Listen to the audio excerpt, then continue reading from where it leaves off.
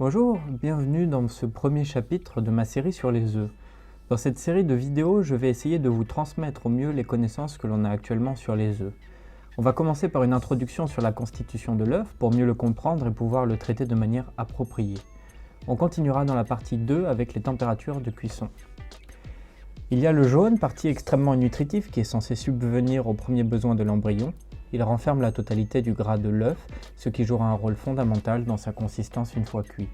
Ensuite, il y a le blanc, mais pour être un peu plus précis, il y a deux blancs. Un blanc visqueux qui entoure le jaune et un blanc liquide à la périphérie. Tous possèdent un bon pourcentage de protéines, mais le blanc visqueux est 4 fois plus riche en ovomucine que le blanc liquide, et c'est ce qui lui confère ses propriétés de viscosité particulières qui seront très utiles lors de la cuisson. Ne bougez pas, je vais vous montrer la différence. Poupoules, vous dites bonjour les poupoules?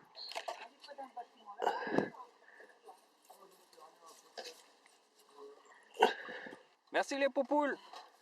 Voyons ce que va nous révéler cet œuf extra frais.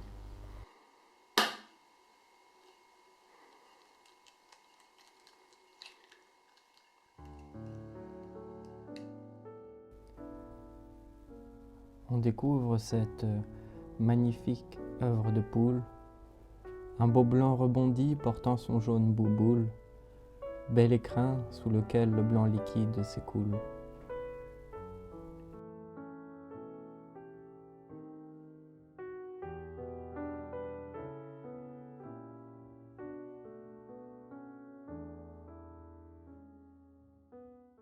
Par contre, ce beau blanc visqueux n'est pas éternel.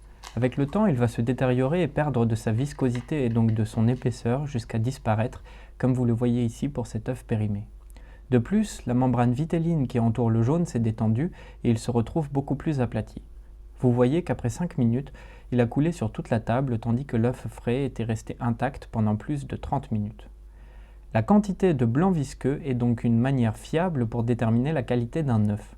En mesurant sa hauteur lorsqu'il est cassé à plat, on peut calculer l'indice de Haug de l'œuf qui détermine sa qualité et sa fraîcheur. Je ne vais pas vous assommer, faites une pause si vous voulez en savoir plus sur l'indice de Haug. Retenez seulement que plus c'est épais, meilleure est la qualité. Vous venez peut-être de découvrir que l'œuf ne contenait pas 2 parties, mais 3 parties. Et vous allez maintenant en découvrir une 4e. Lors du vieillissement de l'œuf, l'eau s'évapore par la coquille poreuse. Cette évaporation libère de la place et de l'air va rentrer pour former ce que l'on appelle la chambre à air. On va jouer un peu. Lors de la cuisson de l'œuf, quel intérêt aura-t-on à contrôler l'air contenu dans la chambre à air? Réponse A, rendre l'œuf plus moelleux. Réponse B, préserver le parfum. Réponse C, empêcher le jaune de noircir. Ou la réponse D, empêcher la coquille d'éclater. Pour que ce soit interactif, je crée un sondage pour que vous puissiez voter. Il faut cliquer sur le bandeau ou le petit i qui s'affiche en haut à droite et donner votre réponse. Pendant que vous réfléchissez, je vous parle un peu plus de la chambre à air et je vous donne la réponse après. Cette chambre à air se situe toujours à la base de l'œuf. Comme vous le voyez, cet œuf qui est périmé possède une grosse chambre à air. Si je l'enfonce sous l'eau à l'endroit, il se retourne obligatoirement. Elle est bien visible sur les œufs durs. En fait, tous les œufs, depuis l'extra frais jusqu'au périmé, possèdent une chambre à air. Elle forme un creux plus ou moins grand selon l'état de vieillissement de l'œuf. C'est aussi cette chambre à air qui fait que les vieux œufs flottent, tandis que les œufs frais coulent. Elle peut donc servir d'indicateur de l'état de vieillissement et il n'est pas recommandé de manger un œuf qui flotte. C'est bon? Vous avez eu le temps de réfléchir à la réponse? Je vais poser la question au tout premier mécène de la chaîne, mon ami Jet, qui va m'offrir du matériel si je sors des vidéos. Ouais. Vous pouvez me soutenir en vous abonnant et en mettant un pouce bleu évidemment. Salut Jet. Salut Mickaël.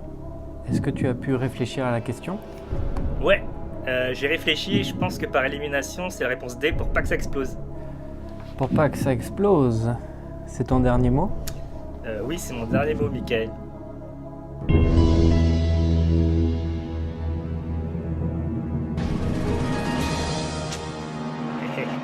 Félicitations Jet, c'est la bonne réponse. Tu as gagné. Ok, ciao. Et oui, c'est bien joué, car pour les autres réponses, ça ne serait pas la chambre à air, mais la température et le temps de cuisson qu'il faudrait contrôler. Lorsqu'on plonge l'œuf dans l'eau chaude, L'air se dilate sous l'effet de la chaleur et la pression au sein de la coquille augmente. Lorsque les conditions sont réunies, c'est-à-dire en ajoutant un petit choc contre la casserole, une coquille fragile ou un choc thermique brutal, alors sous l'effet d'une pression intérieure trop importante, la coquille éclate. Comment fait-on pour contrôler cela? Eh bien, il faut relâcher la pression qui se trouve dans l'œuf. Pour ça, on crée un petit trou dans la base de la coquille à l'aide d'une pointe. Attention, quand vous utilisez le couteau, prenez-le bien tout près de la pointe, comme ça, si vous dérapez, les doigts bloqueront la glissade, et même si vous vous loupez vraiment, vous ne vous enfoncerez qu'un tout petit bout de couteau.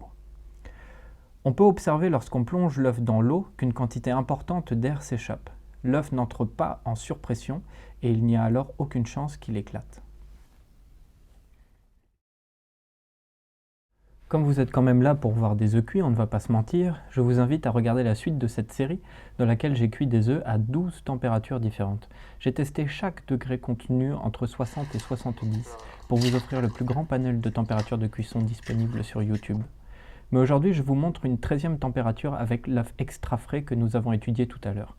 Il a été ici cuit à 63,5 degrés pendant 1 heure. C'est ce qu'Hervétis a appelé l'œuf parfait. Ce que l'on découvre, c'est que le blanc liquide ne cuit pas complètement. En restant semi-liquide, il permet à l'œuf de se démouler extrêmement facilement. On fait un petit peu de nettoyage pour accéder au blanc visqueux. Lui a à peine cuit. Il se tient tout juste pour vous permettre de le laisser fondre entre la langue et le palais. Ensuite vient ce jaune, ou plutôt ce orange, magnifique, doux, soyeux, vraiment tout moelleux.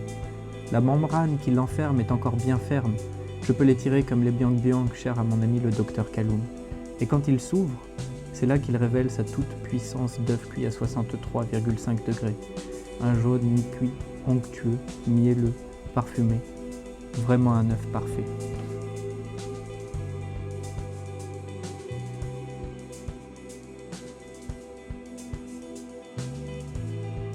Merci à tous d'avoir regardé cette vidéo, j'espère vous avoir été utile.